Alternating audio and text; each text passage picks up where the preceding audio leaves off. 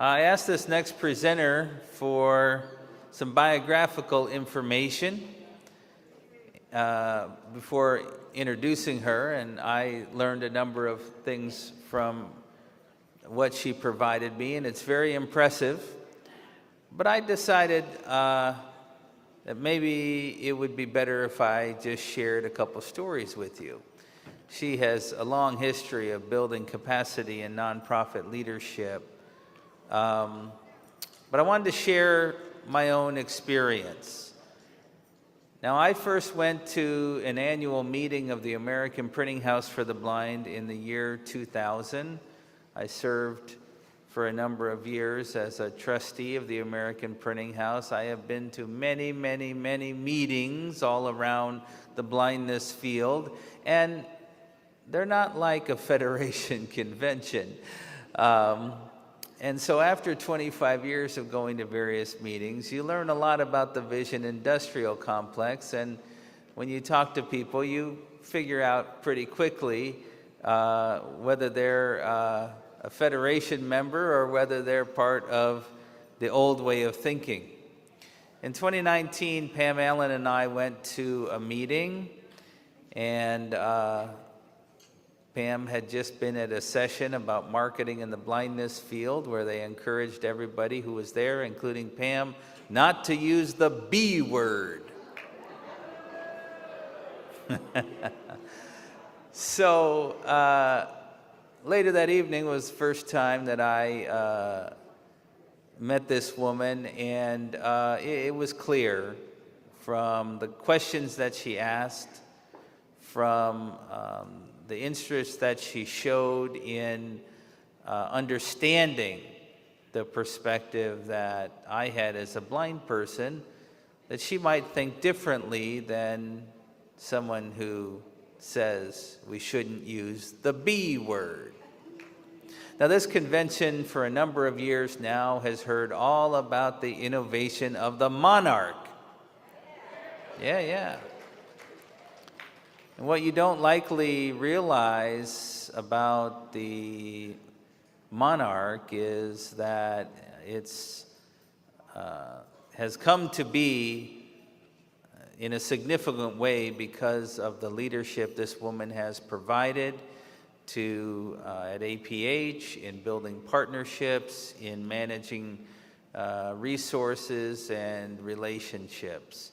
Her leadership has been critical in that effort, and I would argue her leadership has been essential in our field at this time, and she has been a significant part of helping to get blind people much more integrated, especially into the educational leadership field. When I came to the American Printing House for the Blind Annual Meeting in 2000, I could count all of the blind leaders there on one hand. She's been a big part of changing the paradigm, and I wanted this audience at this time to know this leader, because we still have a lot of work to do in education. And you need to know that our next presenter, although she is not blind, she represents all of the qualities of what we mean when we say blind at heart. I wanted you to get to know my friend and this critical leader in our time. She's the Vice President of Innovation and Strategy at the American Printing House for the Blind. Here's Anne Lancaster. Good morning, partners. It's such an honor to be here with you today, and I have to thank President Riccobono for all the nice things he said about me, and also for this opportunity to connect with you, and for your partnership, and for his friendship and your guidance. APH is a much stronger organization because we are working together with NFB. I know that most of you are familiar with the American Printing House for the Blind and what we do. APH started in 1858 the vision of two blind men who believed that all blind people should have access to books. That vision grew over decades to providing students with the materials they need in the classroom to ensure a solid foundation in life. For nearly 170 years, that's been our mission, to do what's necessary for learning inclusion. It's a mission that's been supported by government funds and championed by generations of blind people. At APH, this mission is not just about equity, it's also about expectations. We have high expectations for what blind and low vision students can achieve. We have high expectations for their inclusion and for the systems that support them and the teachers who teach them. These expectations drive us every day. They are the impetus to solve the unsolvable problems. It's a work in progress, even after all this time, but our expectation is that we'll have a future that provides opportunity for everyone, and it's at the core of who we are and how we work. As a society, we're divided on a lot of things. We're also divided on the meaning of expectations. Some people believe if you keep expectations low, you'll never be disappointed, or that low expectations lead to happiness. But we all feel differently, right? Yeah, we would argue that low expectations are disappointing. We believe that no one else will rise to their potential if there are low expectations, that when we expect minimum results, that's what we get. We know that societal barriers and limitations are the direct result of low expectations, that these low expectations are a thin disguise for systemic bigotry. Let's look at the Monarch and our partnership project with NFB and Humanware as an example of how we've all worked together to meet high expectations. The idea of technology providing immediate access to multi-line braille and tactile graphics on one device was a hopeful expectation blind people named decades ago as the Holy Braille. Many believed it would never be possible, that even if we could solve the technology problems, it would be so expensive, blind people would never have access. A big dream with pessimistic expectations.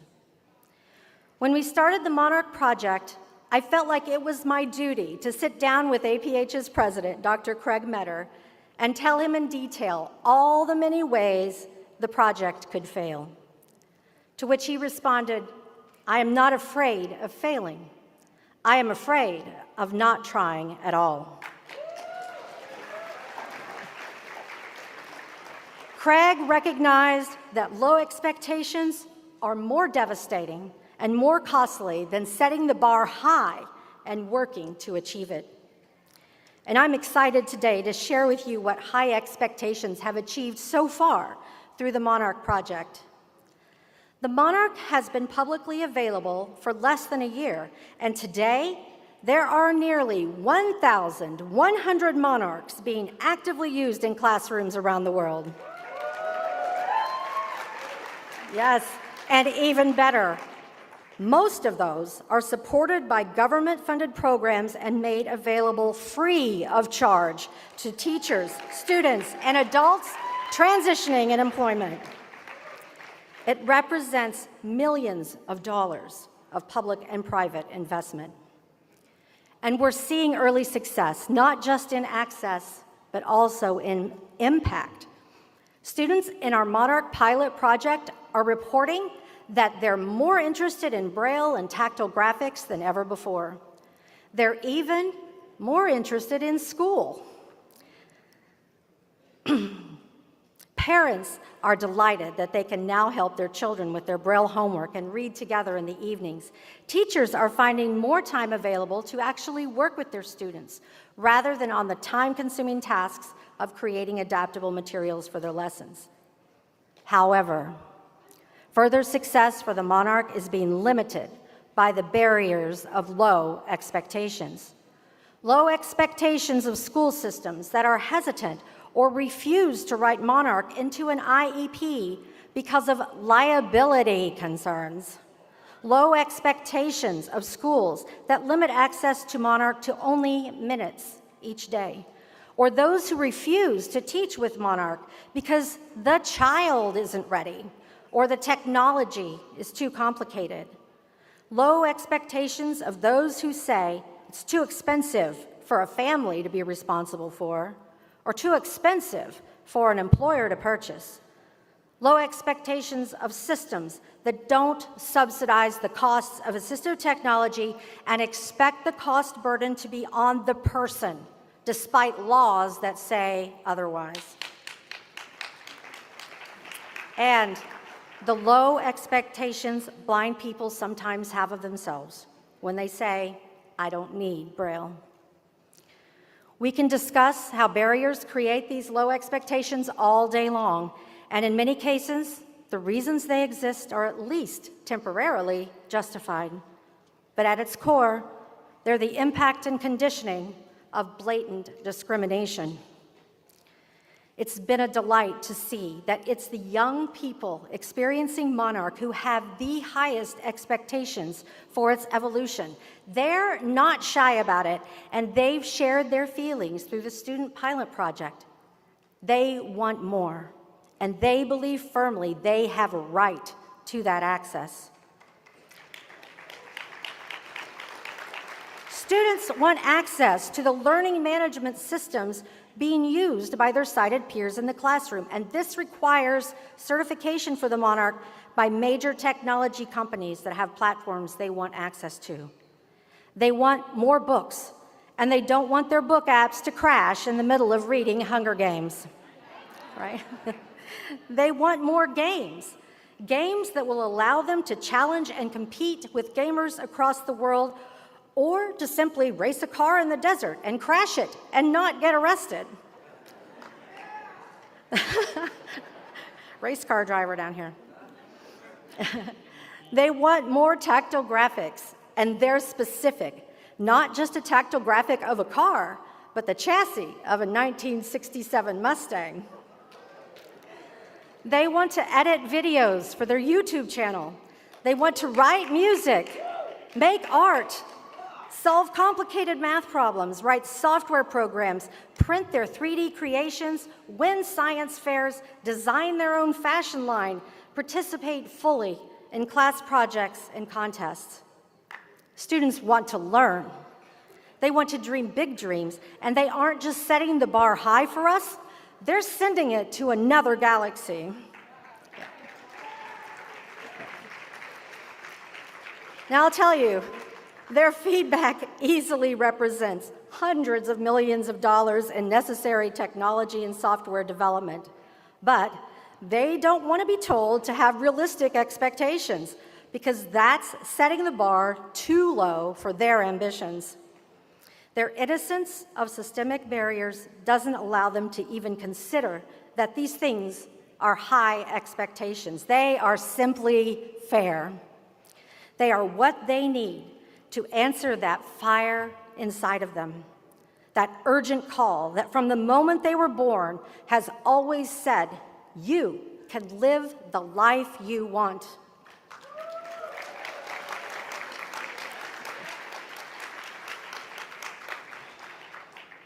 We're only at the base of the mountain for Monarch, and it still exists as a promise yet to be delivered. Where we go from here and how quickly we can do it depends on challenging factors, but it begins with expectations. We can never meet and exceed those expectations without the active participation and inclusion of blind people. The Monarch is proof of that. It would never have been this groundbreaking without our partnership with NFB and the active engagement and leadership of blind people in its development.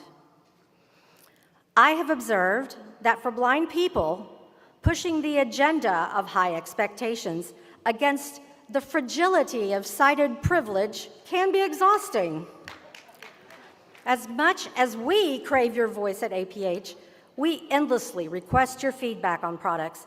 And on top of that, your every day is filled with giving sighted people information, often the same information you've provided millions of times, again and again. That's unfair. But real inclusion of your voices, of your hopes and dreams, your expertise and experiences is critical. We cannot deliver on the high expectations students deserve without it. Their very future depends on you. So I humbly ask of you today, knowing the demands the world already places on you, to consider how you can be more involved in education, in setting a high bar of expectations for the future of our young people, to challenge the low expectations, not just of individuals, but of systems and attitudes. You can do this in small ways. Share your education story in social media. Volunteer to teach local school children about Braille, tutor in Braille instruction, or be a mentor for one of my very favorite summer programs to visit, the NFB Bell Academy. You can respond to surveys and share your experiences with product developers. You can also do this in grassroots ways. Run for your local school board or show up at school board meetings. If you're a parent, find a leading role in your school's PTA. Be seen and heard in your local schools. Or you can do this in big ways. We have a distressing shortage of teachers of blind students, and it's getting worse. These teachers have unmanageable caseloads. Pursuing any profession in education matters, and I would ask you to also consider employment opportunities at APH. We're constantly looking for staff who have deep commitment to those we serve. Your lived experience is merit. And you can advocate, advocate, advocate. Active, organized voices are historically the driver of progress, and there's no shortage of issues that need your urgent attention. The rights we already have for special needs students are at risk and need protection. We must have more funding for instruction and technology, and we must demand digital inclusion. For parents to have a say in their child's education. For equity and opportunity in all schools, whether public, private, or at home.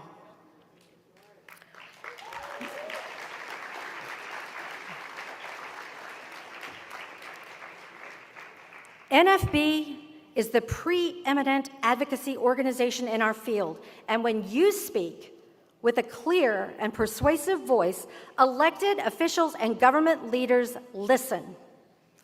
Your active participation as an NFB member, it's critical here. Even as I speak to you, Congress is working to finalize spending plans for next year. We believe, and I hope you do as well, that the Monarch should be included in those plans.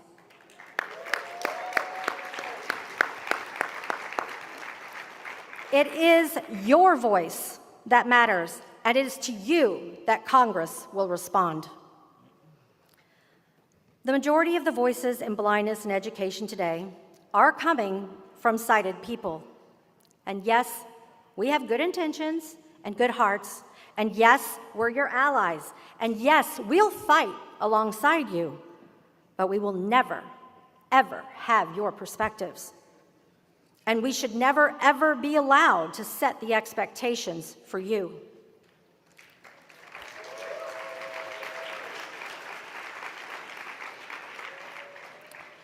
I came into this field after more than a decade of working closely with several disability advocacy groups, and I thought I knew a lot.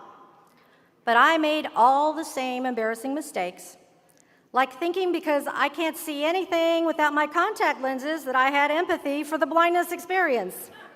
That was embarrassing. You know, the first time I was a sighted guide for my new boss, I accidentally kicked his cane into the street. Yeah.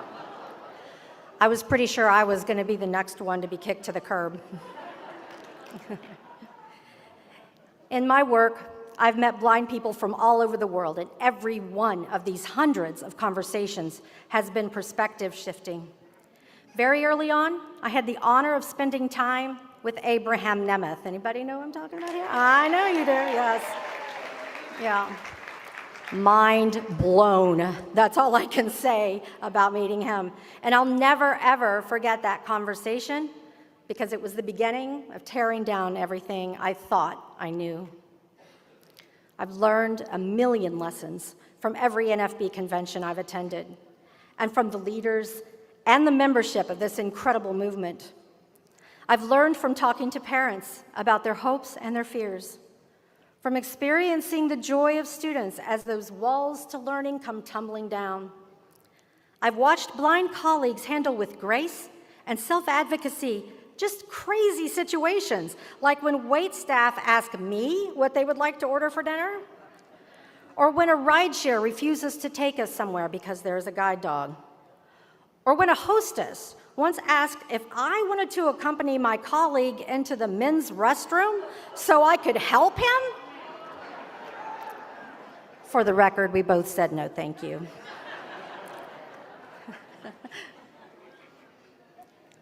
I've learned from your persistence, resilience, strength, inventiveness, intelligence, your wicked sense of humor, your utterly fearless audacity, and most of all, your friendship and acceptance.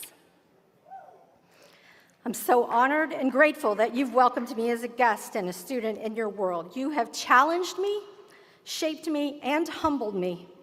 You've shown me more patience than a person deserves, and my life is incredibly rich as a result of these gifts from you.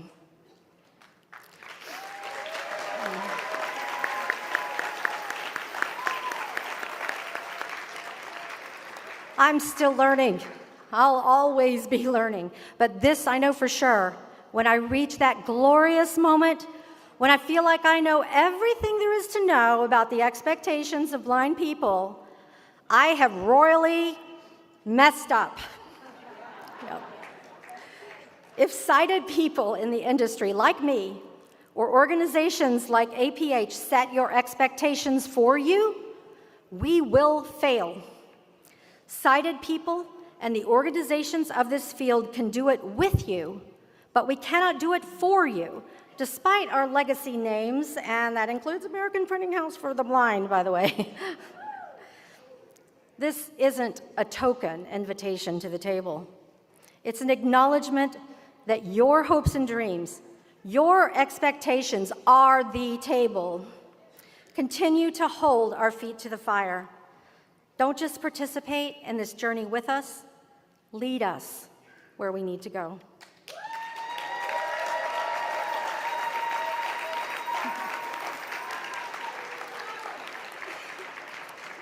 APH is here to do the heavy lifting that is necessary, but we're not here to shape your hopes and dreams. Only by working together can we ensure the expectations of this brilliant next generation are fulfilled, a future where opportunity for everyone is not a dream, but a reality. Thank you so much, President Riccobono, and my Federation friends for your partnership. Let's keep flying toward that future together.